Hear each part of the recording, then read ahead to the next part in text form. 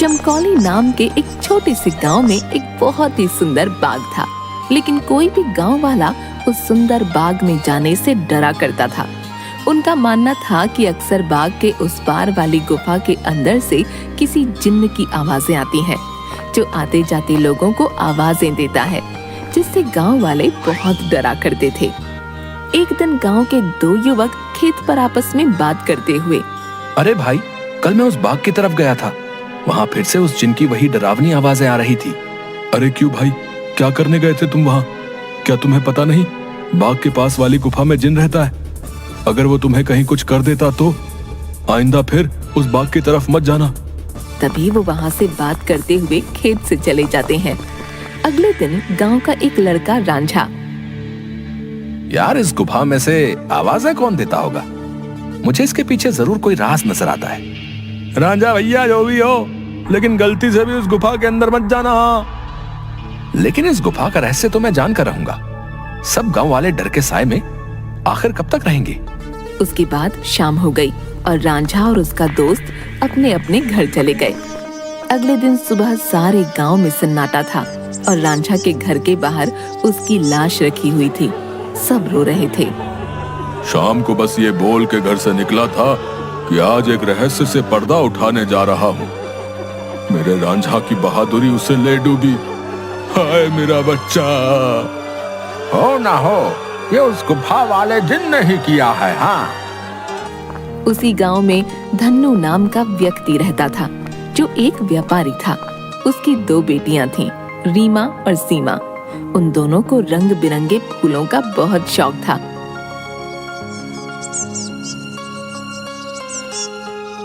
बहुत दिन हो गए हैं, चलो आज हम गांव के बाग में चलते हैं।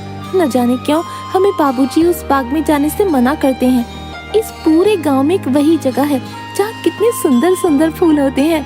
हाँ सीमा, वो बाग सच में बहुत सुंदर है। उस बाग में बहुत सुंदर सुंदर फूल होते हैं, लेकिन बाबूजी हमें जाने नहीं देते। वो कहते हैं गांव के बाग के उस पार एक गुफा है जो बहुत ही भयानक है, हमारा जाना वहाँ सही नहीं होगा। लेकिन गांव की रांझा भाई की मौत के बाद तो गुफा और ज्यादा डरावनी लगने लगी है। अरे रीमा, ये सब झूठी बातें हैं, मुझे नहीं लगता वहाँ ऐसा कुछ है। और वैसे भी गांव वालों ने उस जिन्न को देखा नहीं, बस उसकी आवाज ही सुनी है। अगर सच में वहाँ कोई जिन्न होता तो क्या गांव वालों के सामने नहीं आता? हाँ, बोल तो सही रही हो सीमा, मुझे भी लगता है कि वहाँ कुछ नहीं है। चलो ठीक है, हम दोनों कल ही बाग में जाएंगे और हो सके तो क्या पता रांझा भाई की मौत का राज भी पता चल जाए। हाँ, कुछ नहीं है, वहाँ हम दोनों सुबह चलेंगे, तब तुम खुद ही देख लेना। लेकिन बाबूजी हमें नहीं जाने देंगे सीमा। कल बाबूजी सुबह किसी काम से शहर जाएंगे, उनके जाते ही हम दोनों बाग में जाएंगे। रीमा अपना सिर हिलाती हुई ठीक है। इसके बाद दोनों बहनें अपने कमरे में जाकर सो जाती हैं। अगली सुबह, देखो मेरी प्यारी बेटियों, मैं किसी काम से शहर जा रहा हूँ। तुम दोनों अपना ख्याल रखना और उस बाग में फूल तोड़ने मत जाना। वो जगह अच्छी नहीं है, कोई भी गांव वाला वहां नहीं जाता। पता है ना, रांझा भी वहीं जाने से मारा गया था। हम दोनों बहनें उस बाग में नहीं जाएंगी। इसके बाद धन्नू वहां से चला जाता है। उसके जाते ही दोनों बहनें उस बाग की तरफ जाने लगती हैं कि तभी एक गांव का आदमी उन्हें देख लेता है। अरे सीमा और रीमा बिटिया, तुम इस बाग की तरफ कहाँ जा रही हो? क्या तुम्हें नहीं पता कि बाग की उस तरफ एक गुफा है जो बहुत ही डरावनी है? वहां से अक्सर किसी जिन की आवाज आती है। अरे काका, हम दोनों बस बाग में ही जा रहे हैं, वहाँ से कुछ फूल लेकर बस अभी आ जाएंगे। आप चिंता मत कीजिए, हम बाग के उस तरफ वाली गुफा में नहीं जाएंगे। चलो ठीक है बेटिया, लेकिन तुम दोनों शाम होने से पहले आ जाना। अच्छा, अब मैं चलता हूँ। इसके बाद वो आदमी वहाँ से चला जाता है। थोड़ी दूर चलने पर सीमा और रीमा देखती हैं कि दो चोर आपस में बातें कर रहे होते हैं। अरे भाई, हम ये सही कर रहे हैं क्या? गांव वाले तो कहते हैं उस गुफा में एक जिन रहता है जो लोगों को आवाजें देता है। मुझे नहीं लगता है ऐसा कुछ है। वो गुफा गांव के सरपंच की है। मुझे तो लगता है उसमें बहुत सारा खजाना होगा। सब गांव वालों को डराने का बहाना है। बस चलो, चलकर आज देख ही डालते हैं। इसके बाद वो दोनों गुफा की ओर जाने लगते हैं। उन्हें गुफा की ओर जाता देख रीमा और सीमा भी उनके पीछे जाने लगती हैं कि तभी वो देखती हैं कि वो दोनों चोर गुफा के अंदर जाने ही वाले होते हैं कि वहाँ एक औरत आती है जो देखने में काफी भयानक होती है और उसके हाथ में एक टोकरी होती है जिसमें बहुत सारे रंग बिरंगे फल होते हैं। तभी वो औरत उन दो चोरों से कहती है, कहाँ जा रहे हो तुम दोनों? क्या तुम्हें पता नहीं इस गुफा में एक जिन्न रहता है? वो तुम्हें मार डालेगा। चले जाओ यहाँ से, चले जाओ। क्या कहा? जिन? अरे बाबा। कि तभी उस जिन्न की आवाज आती है, कौन है वहाँ? क्या कोई मुझे सुन पा रहा है? अंदर आओ, निकालो मुझे यहाँ से। जिन्न की ऐसी डरावनी आवाज सुनकर वो दोनों डर जाते हैं। अरे भैया भागो, इस गुफा के अंदर तो सच में कोई जिन है, भागो यहाँ से। और वो दोनों वहाँ से भाग जाते हैं। मैंने तो पहले ही कहा था, यहाँ अब दोबारा मत आना, वो तुम्हें जिंदा नहीं छोड़ेगा। ये सब रीमा और सीमा देख रही थीं कि तभी वहाँ रीमा और सीमा के सामने वो औरत आ जाती है जो देखने में काफी भयानक होती है, जिसके हाथ में बहुत सारे रंग बिरंगे फल होते हैं। कहाँ जा रही हो तुम दोनों? सीमा और रीमा डरते हुए, हम तो बस ऐसे ही बाग घूमने आए थे काकी, लेकिन आप यहाँ क्या कर रही हैं? मैं तो यहीं रहती हूँ, यही बाग मेरा घर है। तुम दोनों यहाँ से जल्दी चली जाओ, वरना वो जिन्न तुम्हें छोड़ेगा नहीं। जाओ यहाँ से। क्या सच में बाग के उस पार वाली गुफा में कोई जिन्न है काकी? हाँ, और वो बहुत खतरनाक है। तुम दोनों यहाँ से जल्दी चली जाओ। इसके बाद वो औरत वहाँ से चली जाती है। मुझे बहुत डर लग रहा है, अब मैं इसके आगे नहीं जाऊंगी। मुझे लगता है वो औरत सच बोल रही है, वो जिन्न हमें मार डालेगा। मैं नहीं जाऊंगी उस गुफा में। ठीक है, तो मेरा यही इंतजार करना। मैं सच जानना चाहती हूँ, क्या वाकई वो आवाज जिन्न की है या नहीं? इसलिए मैं तो गुफा के अंदर जा रही हूँ। तुम यहाँ से कहीं मत जाना, मैं जल्दी आ जाऊंगी। इसके बाद रीमा अकेले ही आगे चलती है।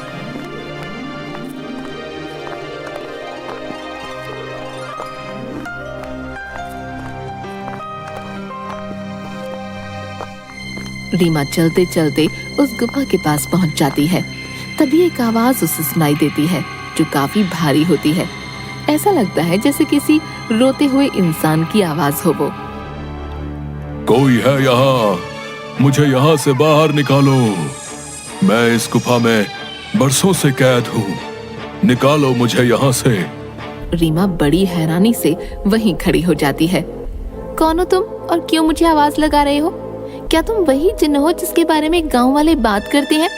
क्या सच में तुम यहाँ इस गुफा में हो? हाँ, मैं जिन हूँ। मैं कई सालों से इसी गुफा में कैद हूँ। मेरी सहायता करो लड़की, मेरी बात मानो। मैं तुम्हें कोई नुकसान नहीं पहुंचाऊंगा। तुम मुझे इस गुफा से आजाद कर सकती हो। इसके बाद मैं यहाँ से हमेशा के लिए चला जाऊंगा। मेरी सहायता करो। क्या सच में हमेशा के लिए तुम यहाँ से चले जाओगे? मैं तुम्हारी सहायता जरूर करूंगी। मुझे क्या करना होगा जिन? बताओ मुझे, मैं अवश्य ही करूंगी। तभी गुफा के दरवाजे खुलते हैं और रीमा उस गुफा के अंदर चली जाती है।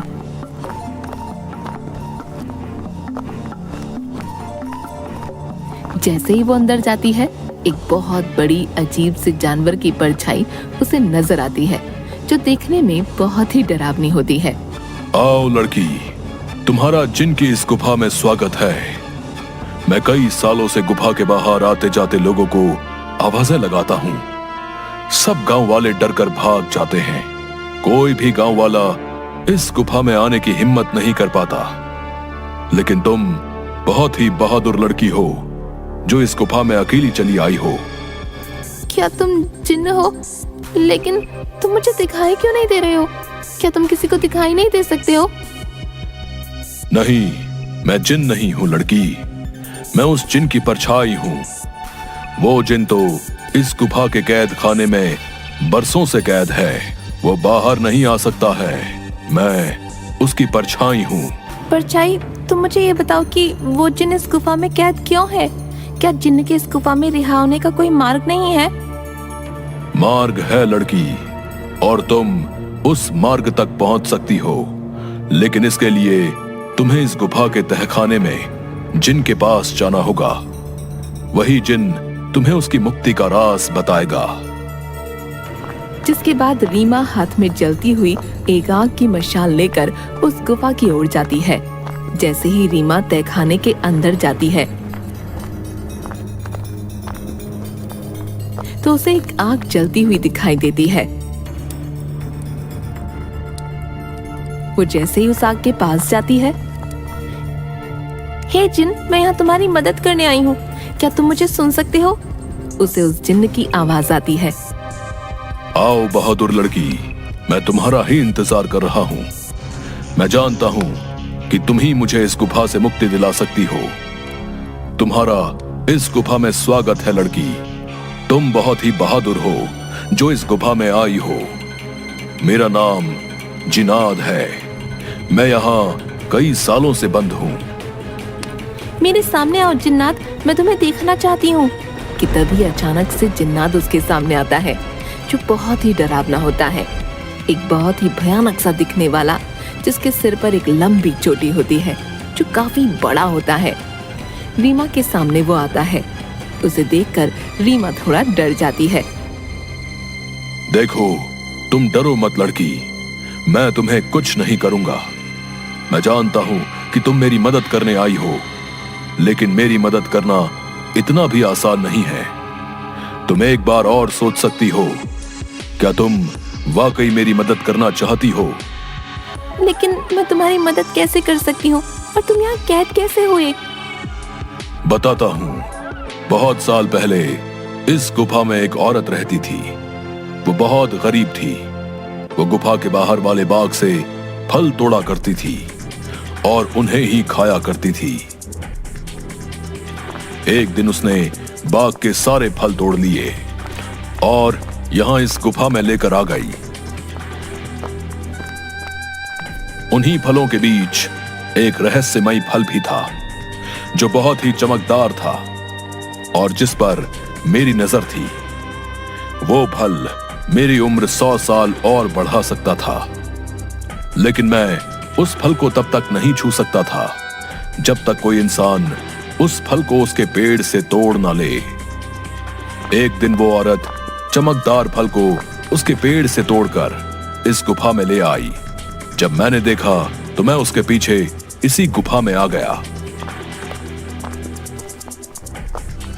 और मैंने उससे कहा कि हे औरत, तुम जो बाग से सबसे सुंदर और चमकदार फल तोड़कर लाई हो, वो मुझे दे दो। इसके बदले में तुम जो भी 2 इच्छाएं मांगोगी वो पूरी होंगी। ठीक है, मैं तुम्हें वो फल दे देती हूँ, लेकिन मेरी 2 इच्छा है।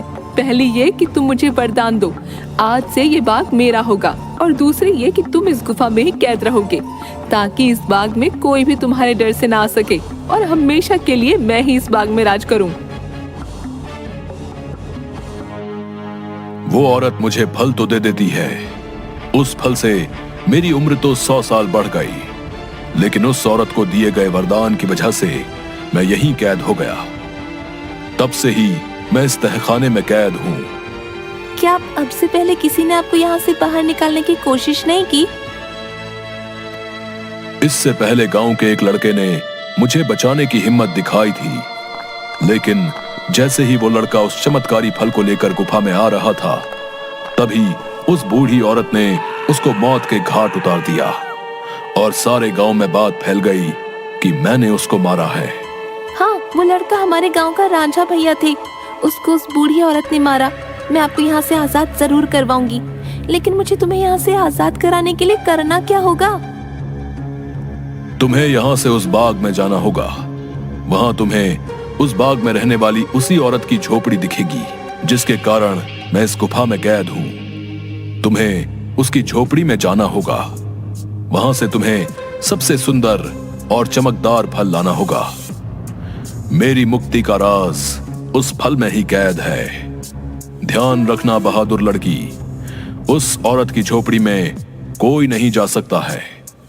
जब वो सो रही होगी, तुम्हें तब ही जाना होगा और उसकी फलों की टोकरी में से सबसे चमकता फल लेकर आना होगा। उसी फल में तुम्हें मेरी मुक्ति का राज मिलेगा। लेकिन तुम्हें यह काम बड़ी होशियारी से करना होगा। अगर उस औरत को पता चल गया तो वो तुम्हें जिंदा नहीं छोड़ेगी। ठीक है जिन, मैं तुम्हारे लिए वो चमकदार फल जरूर लेकर आऊंगी। मैं तुम्हारा इंतजार करूंगा, बहादुर लड़की।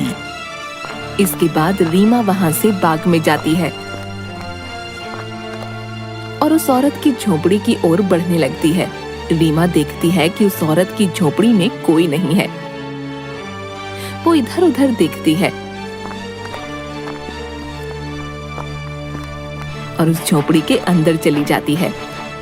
रीमा अंदर जाकर देखती है कि बहुत सारे फल उस औरत की झोपड़ी में रखे हैं।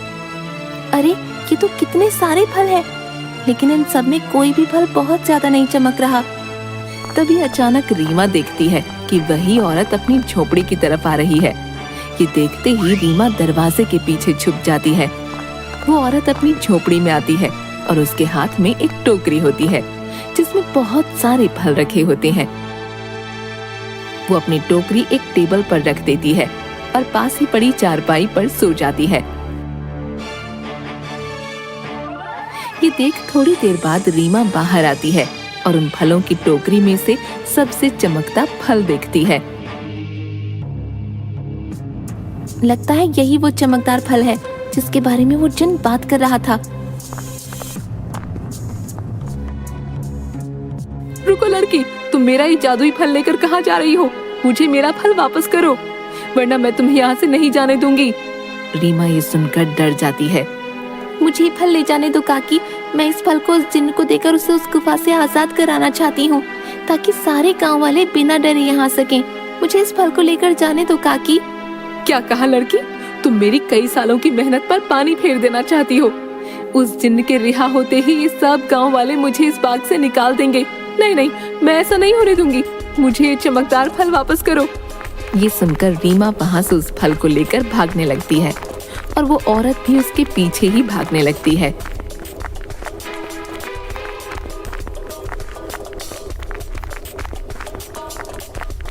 रीमा भागते भागते उस गुफा में पहुंच जाती है। जैसे ही वो गुफा में पहुंचती है, वो जादुई फल उसके हाथ से नीचे गिर जाता है, जिसके गिरते ही तोते में बदल जाता है। रीमा ये देखकर हैरान हो जाती है। तभी वो औरत वहां आ जाती है। ये तुमने क्या किया लड़की? इस जादुई फल को नीचे गिरा दिया और अभी तोता तुम्हें उस जिन्न की आजादी का सबसे आखिरी रास्ता बताएगा। नहीं, मैं ऐसा नहीं होने दूंगी, मैं तुम्हें मार डालूंगी। वो औरत रीमा को जैसे ही अपने हाथों से मारने आगे बढ़ती है, वो औरत अचानक से आग में जलने लगती है, जिसे देख रीमा हैरान हो जाती है। तभी एक आवाज सुनाई देती है जो उस जिन्न की परछाई की होती है। डरो मत बहादुर लड़की, इस लालची औरत को इसके किए की सजा मिल चुकी है। अब तुम्हें अपनी मंजिल का आखिरी पड़ाव पार करना है, जिसमें ये तोता तुम्हारी मदद करेगा। तभी अचानक से वो तोता उड़ने लगता है और गुफा में उसी तरफ भागने लगता है जहाँ वो जिन्न कैद था। रीमा भी उसके पीछे पीछे चलने लगती है।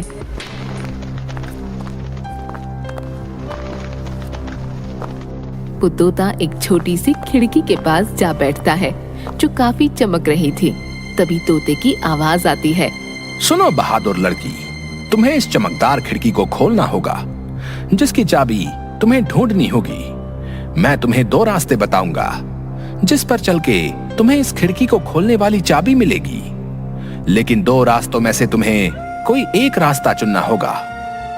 पहला रास्ता एक गुलाब के फूल की तरफ जाता है, जो बाग की तरफ है। दूसरा रास्ता एक अंधेरे की तरफ है, जो इसी गुफा में उस तहखाने की तरफ जाता है जहां वो जिन कैद है। जाओ और अपना रास्ता चुन लो। रीमा काफी देर सोचने के बाद, मैं गुफा वाला रास्ता ही चुनूंगी जो अंधेरे की तरफ जाता हो। जिसके बाद रीमा गुफा की ओर चलने लगती है कि तभी रीमा को एक सिक्का दिखाई देता है। अरे ये इतना चमकता हुआ सिक्का यहाँ कैसे आया? और ये सिक्का इतना चमक क्यों रहा है? रीमा जैसे ही वो सिक्का हाथ में उठाती है, पूरी गुफा में रोशनी हो जाती है। अरे ये तो पूरी गुफा में रोशनी हो गई। तभी वो सिक्का अचानक उड़ने लगा। अरे ये सिक्का उड़ क्यों रहा है? रीमा उस सिक्के के पीछे पीछे चलने लगती है। थोड़ी दूर चलने पर रीमा देखती है कि 4 चाबियां अलग अलग रंग की थीं, जो हवा में उड़ रही थीं। अरे ये तो वही चाबियां हैं जिसके बारे में वो तोता बता रहा था। लेकिन अब इनमें से सही चाबी कौन सी होगी, ये कैसे पता चले? तभी रीमा को एक आवाज आई जो उस जिन्न की परछाई की थी। बहादुर लड़की, तुम्हें इनमें से एक चाबी उठानी है। याद रखना, तुम्हें एक सही चाबी उठानी है। लेकिन याद रहे, तुम्हें बड़ी होशियारी से ही एक चाबी उठानी होगी। अगर तुमने गलती से गलत चाबी चुन ली तो ये चारों चाबियां गायब हो जाएंगी और तुम कभी भी जिनको आजाद नहीं कर पाओगी। ये सुन रीमा हैरान हो जाती है। क्या? हे भगवान, ये किस दुविधा में डाल दिया है। अब मैं कैसे इन चारों चाबियों में से सही चाबी चुनूं? काफी देर सोचने के बाद रीमा देखती है कि चारों चाबियों में से एक चाबी बहुत बड़ी थी, जो लाल रंग की थी, और जिस चमकदार फल के गिरने से वो तोता बना था वो भी लाल ही रंग का था। रीमा समझ गई कि लाल वाली चाबी चुननी है। उसके लाल चाबी चुनते ही बाकी सारी चाबियां गायब हो गईं। और तभी फिर से जिन्न की परछाई की आवाज आई। शाबाश बहादुर लड़की, तुम्हारी सूझबूझ की वजह से आखिरकार तुमने बिल्कुल सही चाबी चुन ली। अब जाओ उस खिड़की के पास और खोल दो उसे। रीमा उसी खिड़की के पास जाती है।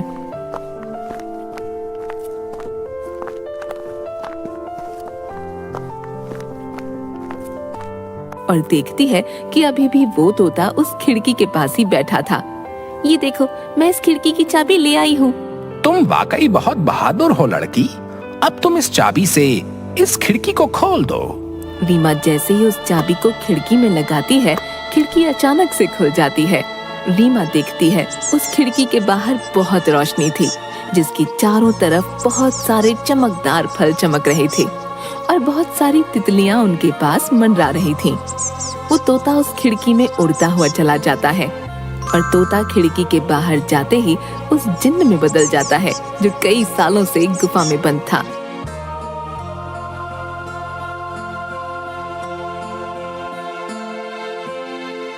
तुम्हारा बहुत बहुत धन्यवाद लड़की, तुमने मुझे इस गुफा से आजाद कर दिया। तुम एक निडर और साहसी लड़की हो। तुम जो भी मांगोगी मैं वो तुम्हें दूंगा। बोलो, क्या इच्छा है तुम्हारी? क्या सच में अब तुम आजाद हो गए हो? अब तुम इस गुफा में नहीं हो। अब सब गांव वाले यहाँ आ सकेंगे। मैं और मेरी बहन भी अब बाग में आ सकेंगे कभी भी। हाँ बहादुर लड़की, अब किसी को भी डरने की कोई जरूरत नहीं है। अब मैं इस गुफा से बाहर आ गया हूँ अपनी दुनिया में। अब मैं किसी को आवाजें नहीं दूंगा।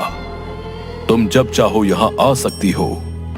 तुम्हारी ही वजह से मैं आजाद हो पाया हूँ। तुम मुझसे जो भी मांगोगी मैं तुम्हें वही दूंगा। बोलो, क्या इच्छा है तुम्हारी? जिन, मैं कुछ नहीं मांगना चाहती हूँ, लेकिन अगर तुम सच में मेरी इच्छा पूरी करना चाहते हो तो गुफा के सामने वाले बाग से मुझे बहुत प्यार है। इसमें रंग बिरंगे फूल मुझे बहुत पसंद है। मैं चाहती हूँ कि ये बाग हमेशा ऐसे ही खिलखिलाता रहे, इसके फूल कभी न मुरझाएं। ठीक है बहादुर लड़की, तुम्हारी ये इच्छा जरूर पूरी करूंगा। अब ये बाग हमेशा यूं ही रहेगा, कभी भी मुरझाएगा नहीं। तुम अब जब भी इस बाग के फूलों को देखोगी तो ये हमेशा खिले रहेंगे। अच्छा, अब मैं हमेशा के लिए यहाँ से जा रहा हूँ। इसके बाद वो जिन्न गायब हो जाता है और खिड़की बंद हो जाती है। रीमा जब गुफा से बाहर निकलती है तो सब गांव वाले धन्नू और सीमा बाहर खड़े होते हैं। अरे मेरी बिटिया, आ गई तू वापस। उस जिन ने तुझे कुछ किया तो नहीं? आखिर क्यों गई थी तू उस गुफा के अंदर? अगर वो जिन तुझे मार डालता तो क्या करता मैं? दीदी, तुम ठीक तो हो ना? क्या सच में तुम्हें उस जिन्न ने कुछ नहीं किया? बाबूजी, मैं बिल्कुल ठीक हूँ। अब अंदर कोई जिन्न नहीं है। इस गुफा के अंदर जो जिन्न था अब वो हमेशा के लिए इस गुफा से चला गया है। अब आप सभी को डरने की कोई जरूरत नहीं है। अब कोई भी यहाँ आ सकता है। अरे क्या बोल रही हो रीमा बिटिया? आखिर कहाँ गया वो जिन जो आते जाते लोगों को आवाजें दिया करता था? रीमा गांव वालों को सारी बात बताती है।